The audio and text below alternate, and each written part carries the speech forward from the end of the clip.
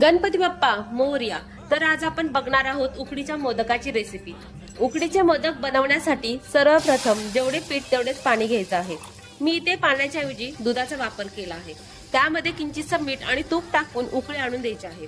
उकळी आल्यानंतरच त्याच्यामध्ये पीठ मिक्स करायचं आहे. गॅस बंद करून 5 ते 10 मिनिटांसाठी ते झाकून ठेवायचं आहे. उकड हलकीशी थंड झाल्यानंतर ती परातीत काढून एकजीव मळून घ्यायचा आहे. मी इथे तुपाचा हात लावून उकड एकजीव करून घेतली आहे. आता त्याचे छोटे गोळे करून घ्यायचे आहेत. गोळ्याला एकही चीर पडत नाही याचा अर्थ तुमची उकड छान बनलेली आहे. गोळ्याची पारी बनवायची आहे. पारी जेवढी पातळ करता येईल तेवढी तुम्हाला करायची आहे. पारीला जास्तीत जास्त कळ्या पाडून घ्यायच्या आहेत. मग अशी वाटी तयार होते. त्यात ओल्या नारळाचे सारण भरून कळ्या हलक्या हाताने प्रेस करायच्या आहेत. तयार झालेले मोदक 10 ते 15 मिनिटं वाफवून घ्यायचे आहेत. अशा प्रकारे तुमचे तांदळाच्या उकडीचे मोदक तयार आहेत.